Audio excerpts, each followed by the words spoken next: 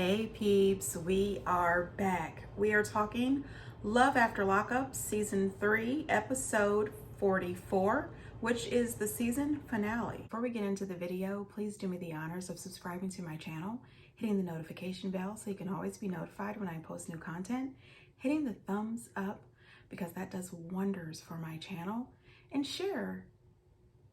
Thanks. So we start out with Dante and Nicole, and it picks up right where it left off. We know that Nicole spent the night with Tina.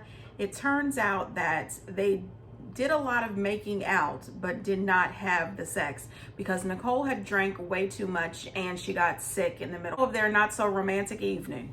However, she has made plans to meet up with Dante, and Tia has decided that she is going to stay an additional day and take Nicole to her meetup with Dante, which I thought, this is definitely not a good idea. She says that she's not going to tell Dante about her spending the night with Tia because she had already pretty much ruined things when she spent the night with Zach.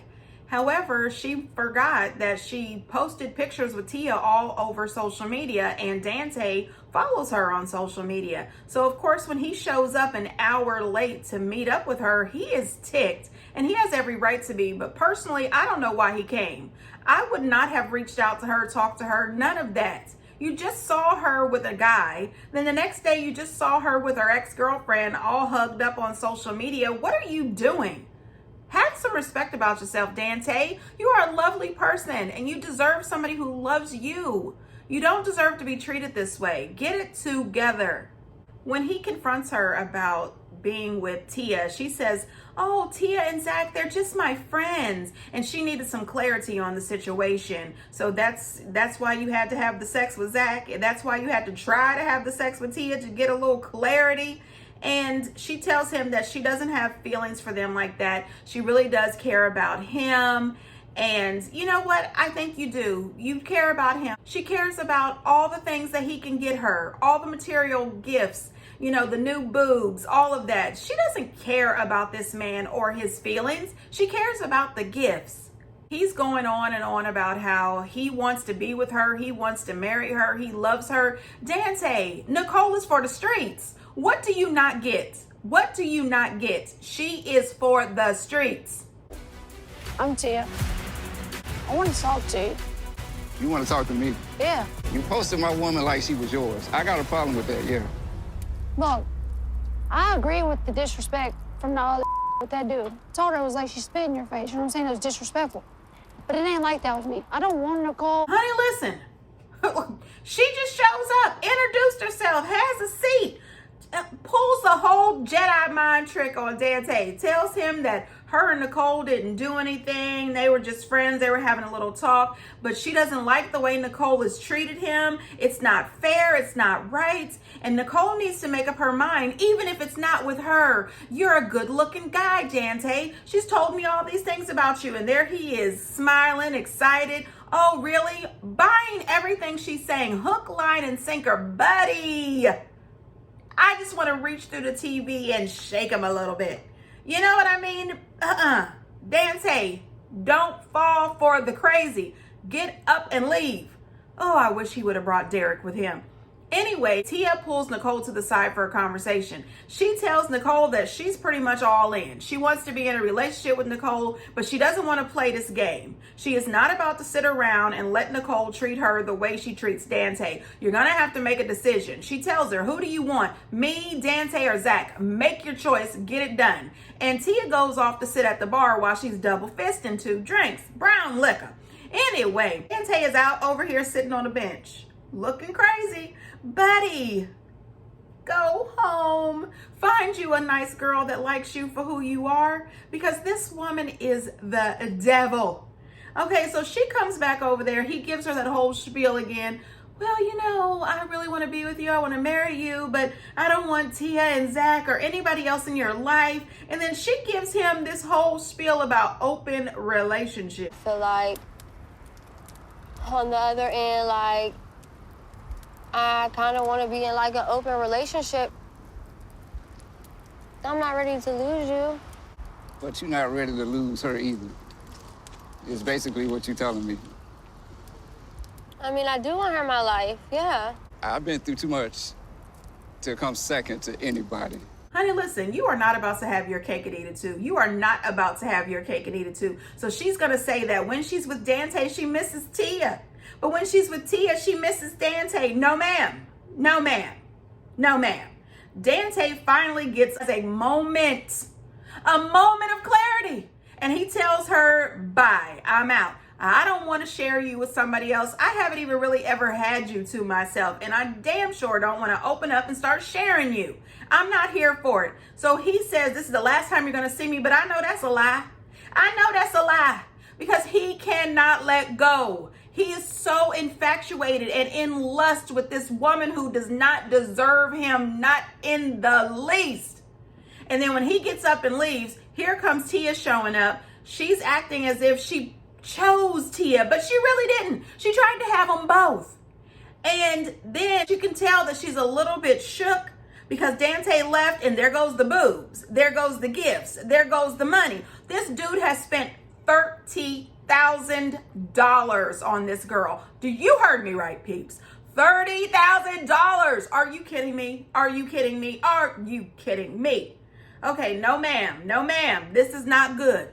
Anyway, Dante ends up hooking up with Derek. They go out and give a little Viking funeral to Nicole Jr., that nasty thing. Good God, I'm glad it's gone. However, at the end, it says that Dante may have gotten rid of Nicole Jr., but he is still trying to hold on to Nicole. I don't know. It also says that Nicole is still dating Tia. Anyway, they're going to be on Life After Lockup, so we'll keep going. But I'm telling you, this is doomed. Dante, turn your mind all the way on and your ears all the way up. Buddy, she is not it. Stan and Lisa. So listen, honey, listen. Stan is an idiot, okay? So we start off this episode. Stan is in the kitchen with all of his financial paperwork, allowing Lisa to peruse his money, his whole situation. You can just see the stars and the dollar signs in her head. She's thinking about every last penny this man has. She is going to take this man for his pension. Stan, you are crazy. We all knew it. We all knew it. You are as crazy as that toupee. Oh my gosh, I have gotten so passionate. I am being rude. Anyway, that toupee is really bad, Stan. I'm sorry. It's mismatched. The color is crazy. The position is weird. I don't like that toupee. Anyway, move. What the hell is he doing? You know, she gets out of prison, not the first time, married to 2 other people. He's not naive, but he sure is acting it. You know, he doesn't believe that she would ever take him for anything. He's telling his friend Dash on their way to get the car that's $13,000, that he trusts her. He doesn't think she's that type of person. He has no idea who this type of person is. You don't know this woman. You are creepy and odd, and you're, over sexual, but she is from the streets. She knows the hustle. She knows all of it. Listen, Lisa is light years ahead of you, Stan, when it comes to survival and the hustle. You are being taken. Anyway, it turns out Lisa got a little girlfriend. Yes, she's got a girlfriend that she hasn't told Stan about at all. Stan thinks it's just him and Lisa. No, it's you, Lisa, and whoever this woman is that she is calling and talking to and seeing. Lisa does not want to get married to Stan, but Stan is still thinking that they're about to get married and have this fairy tale life. Lisa's brother comes over. His name is Rick, and Rick is a mess. Okay? Rick comes over along with Lisa's godmother, and they are sitting there acting as if their little Lisa is a princess. She has never done anything wrong. She's so good. Oh my goodness, Stan can't mistreat her. Girl, please. The woman has been arrested 15 times. She has never held down a job. She sells drugs and pretty much robs people. Are you kidding me? Oh, man. So we're going to act as if she's our little innocent princess. Yes, Stan is gross. Yes, Stan is tacky. Yes, Stan is out of his daggone mind, but so is Lisa. Oh my God, I am yelling at the top of my lungs. I'm giving myself a headache. Good God, this show is killing me slowly. Anyway, Lisa's brother warned Stan that if he doesn't treat his sister right, there will be physical consequences. Her ex-husband beat her. When stuff like that happens, you know, normally I come and you know, like Superman. She's already scarred enough. She can't keep being scarred. I just hope that it don't happen no more. It ain't gonna happen no more. And I apologize to you and her and everybody I can apologize to. Oh, we cannot condone violence. You know, Lisa tells her God Bob, yes, you know, he's done this, this, and this, but he's also given me over $13,000. And her stepmom says, oh, good job. Really? I guess that is a job. I guess that is her job. Anyways, when they came over for dinner, Lisa did tell us that she doesn't know how to cook. They had pizza rolls and out of the box chicken wings. And I said, well, you got to do what you got to do. If you don't know how to cook, grab it out the box and throw it in the oven. I'm just saying. Anyway, Lisa is still got her girlfriend and Stan is still waiting for Lisa to marry him. And I'm going to keep watching him and his toupee. This is not about to work. Him and his toupee and her and those awful extensions, they deserve each other. Anyway, I am getting ruder by the second. Let me move on. Move on. I'm mean today. Courtney and Josh. So Courtney is still sad. Everybody knows I like Courtney. Josh, not so much. You know, Courtney is sad about their relationship. She's sad about the no sex. He's been out of jail for 13 days and they've had sex maybe 3 times. She says that she's really starting to regret that she lost her job, went to jail for this man who seems to not really be interested in her. Well, he decides, you know, it's his last day there before he has to go and move in with his cousin. So he sets up this really nice little scavenger hunt, lays out a dress and some shoes for her, and he plans this beautiful picnic. And I said, I'm not buying it. No, sir. I don't trust him. I do not like him. I think she made an awful mistake risking her freedom and her job that she absolutely adored for Josh. Are you kidding me? He promises her that he's going to do better. They belong together. He asked her, will you marry? Oh my God, Joshua? The is in here? My ring. I bought a ring basically because I realized I hurt you, you know? I'm sorry for what I did. It's not gonna happen again. You're not gonna flush that one? Okay, now we can't eat these. Goodness, you had your hands in the jar and in her too. Oh, yuck. You know, Courtney says that she wants her dream house. She wants to build it together with her husband and they want to foster some children. And I'm not really sure, so I have to Google this. Are you allowed to foster children when you are a felon? Both parents? I don't know. You know, I really do want the best for Courtney, and Josh is just not it. I'm wishing her the very best, but I see this ending very badly. She deserves everything. And you know, Josh, on the inside, I'm sure he's a lovely guy, but no, what he is showing, what he is giving is a no.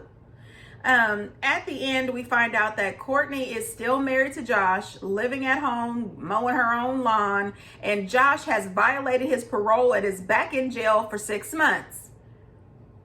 Who is shocked? Nobody. Girl, listen, cut your losses while he's in jail. You can get a quickie divorce while this dude is in jail. Okay? Move on with your life. There has got to be a nice, respectful, gainfully employed single man in town. I know you live in a small town. Springfield is tiny, but you can find somebody, I'm sure. Brittany and Ray. Lord have mercy. Brittany has invited her dad and her sister over, and she's going to tell them about Ray. Well, she starts off wrong in the first place. She lies. As soon as they show up there, she tells them that Ray is at her house for a visit. Why are you lying? Girl, let it go. Get it out. You are 33 years old. Why are we playing these games? She also dressed Ray, picked out his shirt, his pants, and everything. I said, what is this? Love After Lockup toddler edition? Why can't he just wear what he wants to wear to feel comfortable? Because it doesn't matter what his outfit is. They are still going to look at him and think, this is our daughter who works 2 jobs to support the lifestyle that she has become accustomed to. And this dude just got out of jail who was living here, lying on her couch and drinking all of her liquor with no job. I'm just saying it. His outfit could be Gucci pants, and I still would feel the same way. Buddy, what are you doing here? What are your intentions about my daughter? I'm just saying, oh my gosh, I'm giving myself a headache. Just can't go off the first appearance. When she was in one relationship, my daughter was hurt, tremendously hurt. And I'd be damned if I go through that again. I'd be damned if any man put his hands on her again. And I just want to make sure you don't go through the exact same mess you went before. Yeah, I mean, he was nice, and all of a sudden you see all them other demons and stuff in it, you be like, I have to get to know you just a little bit more. I mean, I was really nervous about telling you this. I'm surprised you're just like even smiling at me right now.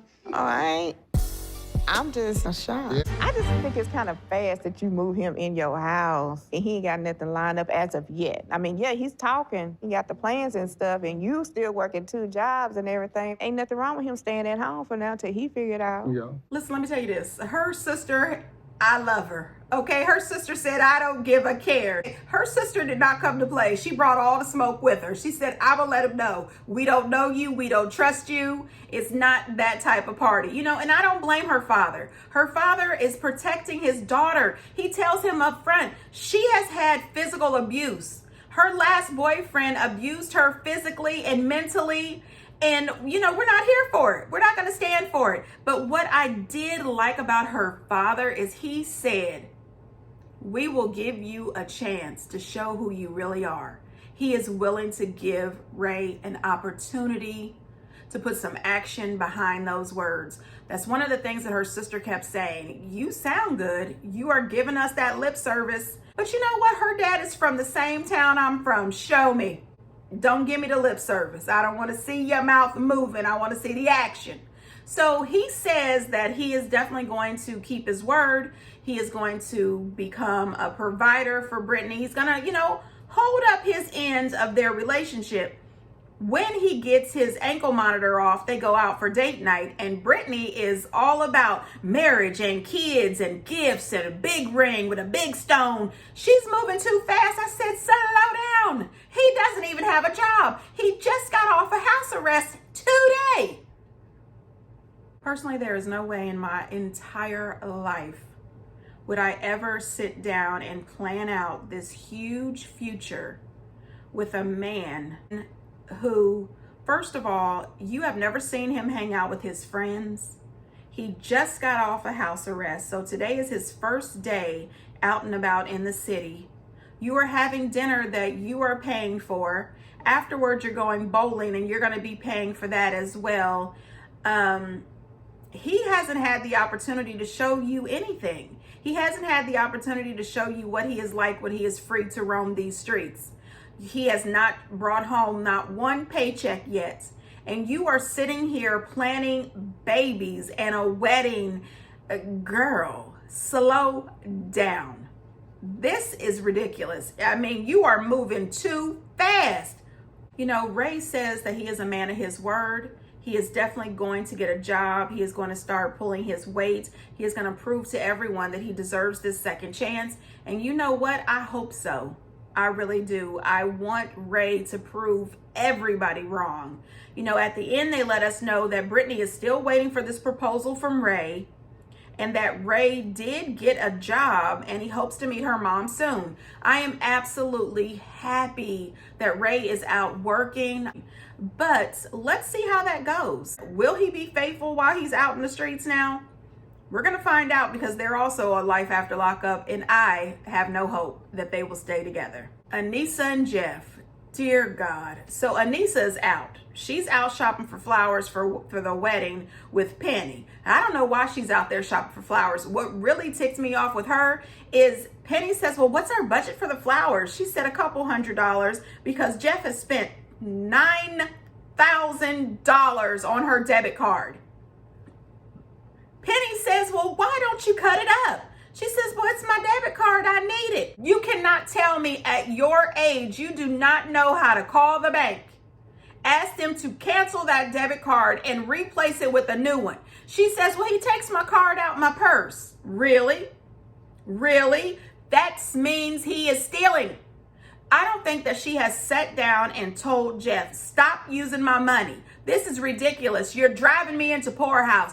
What is wrong with this woman? I have no idea. Anyway, Jeff is at home. He's trying to get onto her laptop, probably trying to order some more things from Amazon. There's still Amazon boxes out on the front porch. Anyway, he can't get in there because she's changed the password. She is ticked off still about the spending, about him not telling her about that child. And so she's changed her password.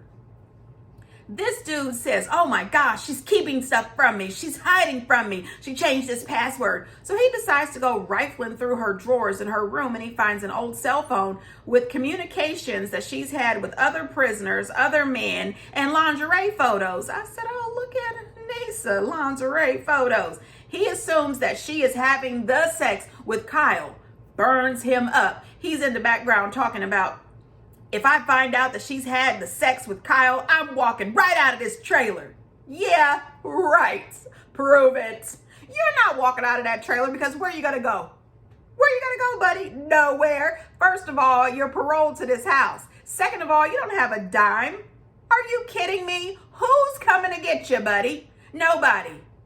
I mean, come on. So when Anissa gets back to the house, he's trying to get her to tell him what's wrong. What's going on? Tell me what's wrong. You're acting a little strange. I want to know the truth. What's happening? What's happening? And she just finally comes out and lets him know that she knows about this child. Next thing you know, he's outside screaming and hollering about how he's going to F up Kyle, and how could he tell me? How could he tell her? Oh my God, I knew it. I should just whoop him. I should just this and this. And then she says, well, Kyle and his girlfriend are coming over. Kyle pulls up and Jeff's out in the back with the security guard screaming and hollering and acting like a complete idiot. Meanwhile, I'm hoping that Kyle and his girlfriend just leave because nobody wants to see violence, but they didn't. So while Kyle is sitting out in the car, he's still in the house talking to him. Tell me what's going on with you and Kyle, or I'm leaving you today. I'll cut this bracelet off my leg and I'll walk out of here. Now, the first thing I thought to myself was, can I get you some scissors to cut that monitor off? Can I call you an Uber? What can I do to help you get the hell out of here? Bye, Jeff. Then he makes this comment, I can't believe Kyle told her about the baby. The baby? I thought you said this kid was 18. Now, I know I've got a 19-year-old and I call him my baby, but this is different.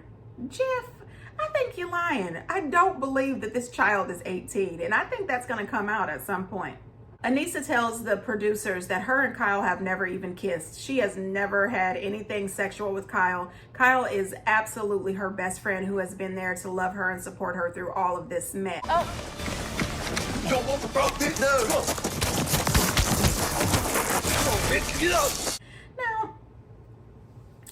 Now, you know, I don't condone violence, but right at that time, I was really hoping that Kyle could fight. I said, oh, Kyle, you let me down. I wanted Kyle to tag that. Okay, I'm trying to watch my mouth. Okay, anyway, but I wanted Kyle to light it up. Okay, do you hear me? But no, Kyle can't fight. And another thing that ticked me off is all of a sudden when Kyle realized he wasn't going to be able to take Jeff, he decides to threaten him. I'm going to go get my gun. And no, it is not that type of party. If you don't know how to knuckle up, just go on home. It doesn't make sense. Don't bring weapons. That is not needed. It really isn't. So Jeff goes back in the house and gives Anissa this sob story about how he made himself a Facebook. That's how he says it. And his ex-girlfriend reached out to him and told him that they have a child together, and he didn't know how to tell her, but he was going to tell her, and she's been treating him different. And then he tells her about finding her phone in the drawer and the lingerie pictures, and she explains to him that that happened back in October of 2019, and they were on and off, not together, and she didn't think that they were ever going to be together. So, you know, she was free to do whatever she wants. And then he asked her, does she still want to marry him? And she says, I don't even trust you. I don't know if I'll ever be able to trust you. No. You are a grown woman. Put him out of your trailer. It's time to go, Jeff. Time is up. We're done. We're over you. Go to Indianapolis and meet your baby. I mean, Anissa needs to learn how to stand up for herself. It's time for Jeff to go. We find out that Jeff has been sent back to the halfway house due to parole infractions. Anissa is still waiting for him to get out of the halfway house so that she can marry him. And I'm thinking, clearly her light bulb is not on. You know, or she thinks that she'll never find anybody. You are so worthy of more. Let Jeff go. Let somebody else buy his Gucci pants. This is crazy. Rachel and Doug. Oh gosh, you know, we already know that Doug is back in jail. He has broken his parole and been arrested on some other charges and is facing up to 20 years in prison. And you know what? Welcome home. Welcome back to your palace where you were the only place where you could be the king. That dog's been cheating on me this entire time. After everything I've done for that stupid mother, there's no way in hell that he's ever loved me. This little piece, I'm done. Going to the garbage. I'm door, just like everything else. Now listen, here we are the next day. She's out in the yard looking for the ring. She says that she could use that ring and pawn it for money or something like that. And you know, the thing is, I found out Rachel is a mom. She has a 10-year-old son that lives at her house with her, Doug, and little Dougie.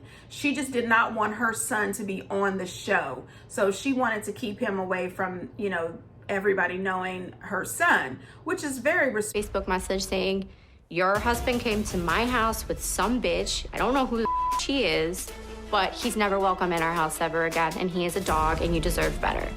Your husband is the biggest dirtball on the face of the planet. Quit giving him your money, quit taking care of his kid, quit taking care of him.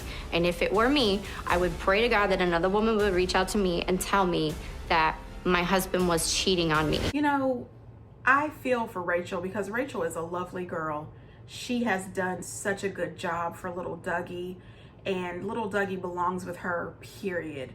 The thing is her friends tried to warn her on her first episode. Her mom tried to warn her. She had plenty of people. Dougie's sister warned her. Even little Dougie said that his dad has a lot of women. People have been giving her the heads up about Doug for a very long time. This was her choice, and unfortunately it was the wrong one, and I am so sorry to see her hurting like this. She says that when Doug got home, she let him know about the messages, and she wanted to know about this girl that he's cheating on her with, and he tries to lie and say that his friend Gary's girlfriend was upset about her and Gary's relationship, so now she's trying to ruin their relationship. You know, that is such a high school response. Who's buying that? We're grown people. Bye, Doug. She says that she actually got out her phone bills because she pays for the phone bills. She realizes that Doug has been talking to this girl every single day since he got out, and that he's been messaging her. And I said, absolutely. The same day he proposed to you, when he was sitting on the passenger side of the car, laughing and giggling, looking at his phone. I said that in my last video. That's the chick. He was either messaging her or watching her social media, period. She says that he got upset with her and punched a hole in her kitchen cabinet, and she ended up taking the cabinet door down, and he told her she should be thankful that he cares about her so much that he punched the cabinet instead of her face. No, you should be thankful, because as soon as you approached me to touch me in any way that wasn't affectionate, that is the day you meet this cast iron skillet. I don't play those games. Physical violence, buddy, bye. Physical violence begets physical violence. I would have called the cops right after I popped you. I'm just saying. She says that she couldn't put him out because of his monitor, so she went and stayed at her mom's house. She gets home and Doug and Dougie are gone. They have gone back to Kalamazoo. They are living in his sister's backyard in a trailer. He has taken every single item that she bought him and every item that she has bought little Dougie. I said, poor little Dougie. That is the problem. Little Dougie. He doesn't belong with Doug and Doug's crazy family. You know, she is really going through something, and you can tell that she is not thinking clearly. Her heart is broken. Her mind is racing. Anybody who puts the bologna in the cabinet, clearly she is broken. She feels that she was naive, and hey, it's a lesson learned. Don't get down on yourself, Rachel. You deserve better. And now you know it. Now you know it. She says that she's absolutely willing to take custody of little Dougie. She loves him like a son, and she would not mind being his parent. She just has to get, you know, the approval of his parents to keep him. And she was smart enough not to put Doug on any of her checking accounts, and she, you know, is going to be filing for divorce. We did find out at the end that Doug says that he just wasn't ready to settle down. He wasn't ready to be committed to Rachel, and that he had feelings for somebody else, and that this person had been in his life for a very long time, and he always desired this person, and that desire just continued to grow. He says that it's not that he didn't ever care about Rachel, it's just that his connection with this woman trumps his connection with Rachel, and he wanted to be with this girl. We find out that Rachel and Dougie are still married. However, we know he is back in jail, but the best news of all, little Dougie is living with Rachel. Rachel has him for now, and I hope that she makes it a legal adoption. That little boy deserves real love, real stability, and a little sibling. You know, I want the best for little Dougie. So that was it, you guys. Oh my God, that is the end. Next week, we start Life After Lockup, and I can't wait to find out what is going on, especially with Christiana. John, not so much. Anyway, you guys, get down in the comments. What's up? What are you guys thinking? What did I miss? What did I forget? Was I a mess? I think so. These people have really gotten me in my feelings. Anyway, you guys, until next time, bye.